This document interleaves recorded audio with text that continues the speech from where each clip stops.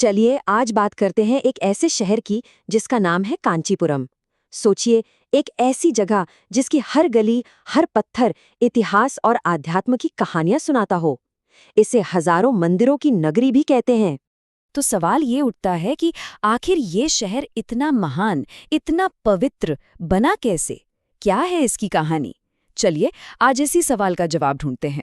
देखिए, एक जमाना था जब इस शहर में पता है कितने 1000 से भी ज्यादा मंदिर हुआ करते थे।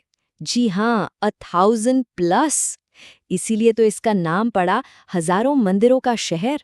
और बात सिर्फ इतनी ही नहीं है।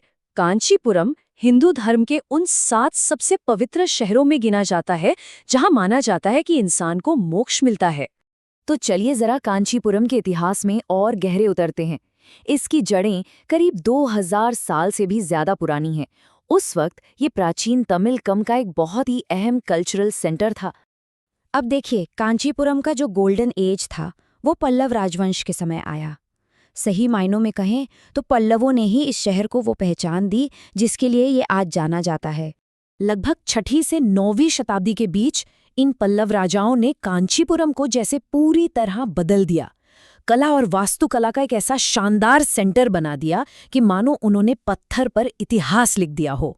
और अगर पल्लव आर्किटेक्चर का कोई सबसे बेहतरीन नमूना देखना हो तो वो है कैलाश नाथर मंदिर। ये दक्षिण भारत के सबसे पुराने पत्थर के मंदिरों में से एक है।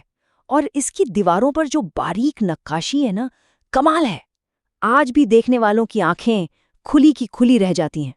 कैलाशनाथर ही नहीं, एकम्बरेश्वरर मंदिर और वरदराज परुमल मंदिर जैसे और भी कई शानदार मंदिर हैं यहाँ। और ये मंदिर सिर्फ पूजा पाठ की जगह नहीं थीं, ये उस दौर की कल्चरल और सोशल लाइफ के हब हुआ करते थे। तो ये तो हुई मंदिरों की बनावट और उनकी भव्यता की बात। अब जरा इनके आध्यात्मिक पहलू को भी समझते हैं। आखिर ऐसी क्या खास बात है कि कांचीपुरम को मोक्ष का द्वार तक कहा गया है?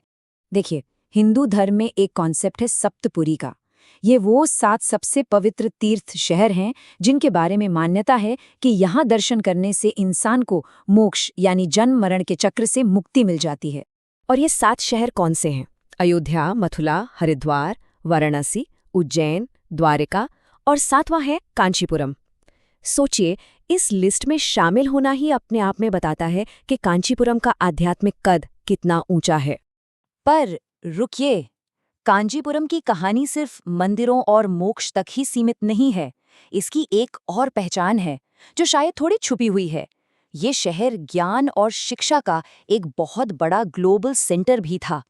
इसे अक्सर दक्षिण का नालंदा कहकर पुकारा जाता था। अब सोचिए, जैसे उत्तर भारत में नालंदा यूनिवर्सिटी नॉलेज का एक लाइट हाउस था, ठीक वैसे ही दक्षिण में कांचीपुरम था। दुनिया भर से दूर दूर से स्टूडेंट्स यहाँ पढ़ने आते थे।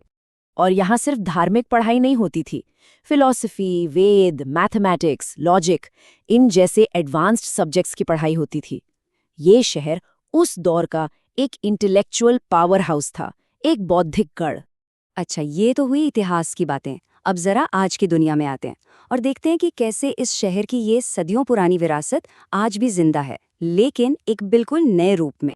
तो एक तरफ तो इस शहर का इतिहास पत्थरों में गढ़ा गया है और दूसरी तरफ इसकी विरासत रेशम के नाजुक धागों में बुनी गई है। जी हाँ, बात हो रही है मशहूर कांचीपुरम सिल्क साड़ियों की। ये कोई आज की बात नहीं, इनकी बुनाई की परंपरा सैकड़ों साल पुरानी है। तो कुल मिलाकर देखें तो कांचीपुरम की महानता किसी एक चीज से नहीं आई। ये एक संगम है। इसमें राजाओं का संरक्षण भी है, गहरा आध्यात्मिक महत्व भी है, ज्ञान और शिक्षा की ताकत भी है, और साथ में है लाजवाब कल्चरल क्राफ्ट्समैनशिप। इन चारों पिलर्स ने मिलकर इस शहर को बनाया है जो ये आज है, एक शाश्वत शहर। तो कांचीपुरम एक ऐसा शहर है जहां इतिहास, आस्था और ज्ञान सब एक साथ एक ही धागे में बुने हुए हैं। और ये देखकर एक सवाल मन में आता है, क्या आज के दौर में आने वाले कल के शहरों के लिए कांचीपुरम की इस कहानी में कोई सबक छिपा है?